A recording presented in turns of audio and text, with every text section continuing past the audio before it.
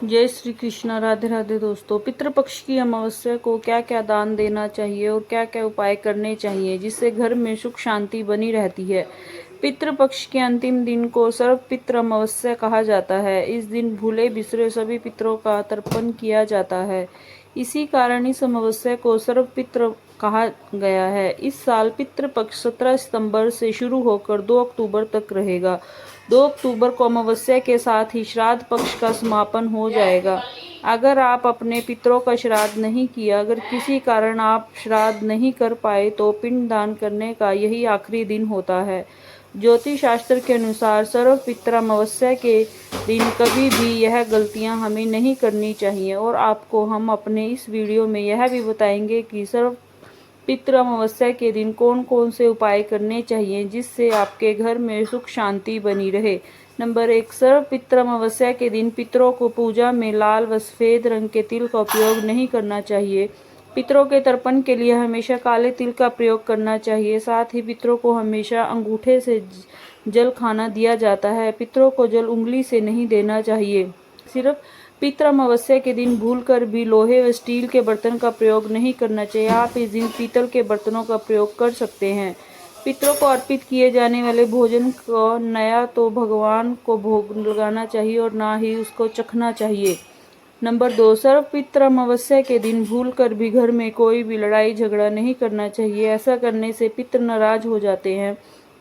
इस दिन पितृ परिजनों से विदा लेते हैं, इसलिए उनके सम्मान में आपसी प्रेम बनाए रखना चाहिए। साथ ही यह ध्यान में रखें कि श्राद्ध में चना, मसूर, जीरा, काला नमक, बासी खाना, पवित्र फल का प्रयोग नहीं करना चाहिए। नंबर 3, अमावस्या के दिन कभी भी मांस मदिरा का सेवन नहीं करना चाहिए। पितरों को बहुत पवित्र माना जाता है, इसलिए ऐसा बताया गया है कि जो लोग मांस मदिरा का सेवन करते हैं उन्हें पितृ दोष लगता है और उनके घर में कभी भी सुख शांति नहीं रहती। इसलिए सर्व पितृ अमावस्या के दिन मांस मदिरा से बचें।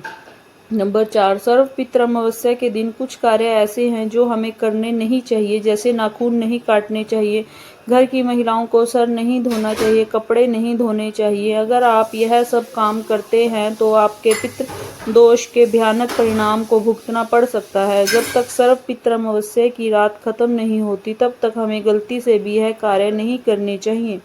नंबर 5, सर्व पितृ अमावस्या के दिन हमें अपने बाल भी नहीं कटवाने चाहिए, क्योंकि किसी की मृत्यु पर बालों का त्याग किया जाता है, लेकिन श्राद्ध पक्ष में बाल कटवाना मना है। जो लोग अमावस्या के अंतिम दिन मानकर बाल कटवा लेते हैं उनके भविष्य में बहुत भारी नुकसान को झेलना पड़ता है। और साथ में यह भी ध्यान रखें कि इस दिन दाढ़ी मूछें भी नहीं बनवानी चाहिए।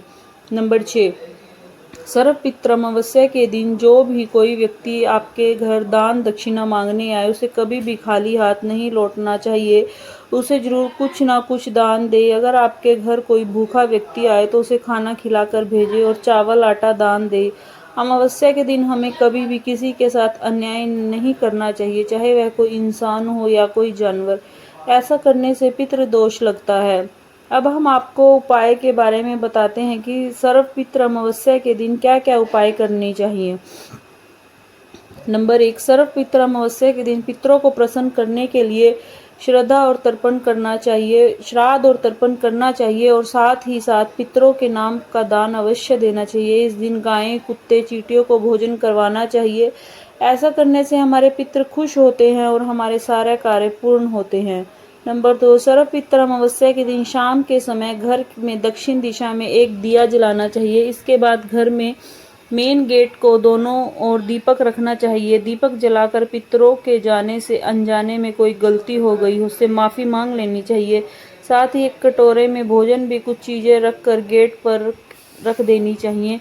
अमावस्या की शाम को सभी पितर अपने गंतव्य की ओर वापस चले जाते हैं। ऐसा करने से पितरों का आशीर्वाद बना रहता है और कभी भी किसी चीज़ की कमी नहीं आती है।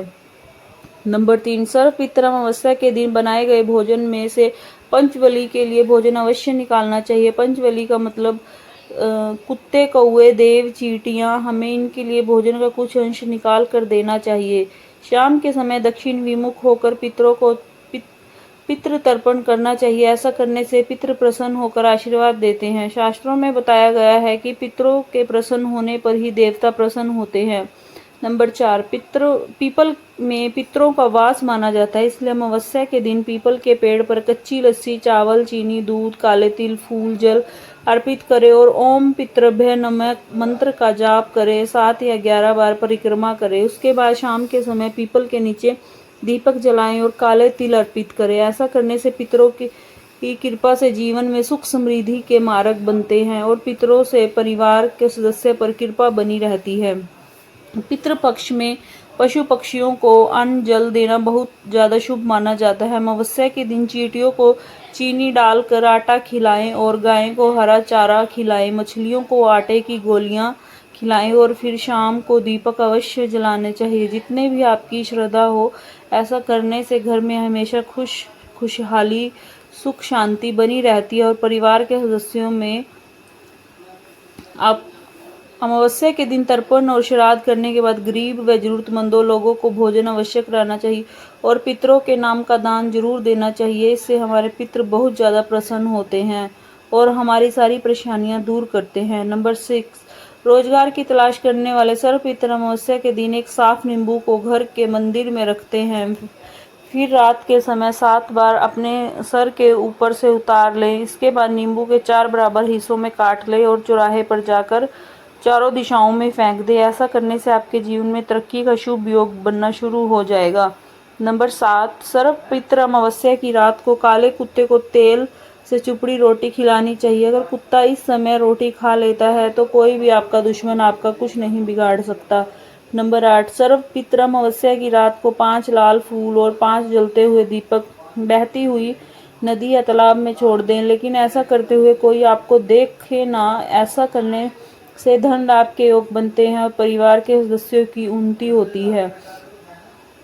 नंबर 9, सर्व पितृ अमावस्या के दिन काल सर्प दोष से निवारण के लिए सुबह स्नान में करने के बाद ध्यान करने के बाद चांदी से निर्मित नाग नागिन की पूजा अर्चना करके इसके बाद उनको सफेद फूल के साथ बहते जल में प्रवाहित कर दे। ऐसा करने से काल सर्प योग जो का प्रभाव है वो कम हो जाता है। नंबर 10, अमावस्या के दिन बबूल के पेड़ के नीचे पितरों के लिए भोजन रखें और साथ में कच्चा दूध, काले तिल पितरों को अर्पित करें। यह उपाय करने से आपके जीवन में बहुत ज़्यादा तरक्की और उन्नति मिलती है और नकारात्मक शक्तियाँ भी दूर होती है। अगर आपको हमारी वीडियो अच्छी लगी हो तो हमारे चैनल को लाइक एंड सब्सक्राइब कीजिएगा। धन्यवाद। राधे राधे। जय श्री कृष्णा दोस्तों।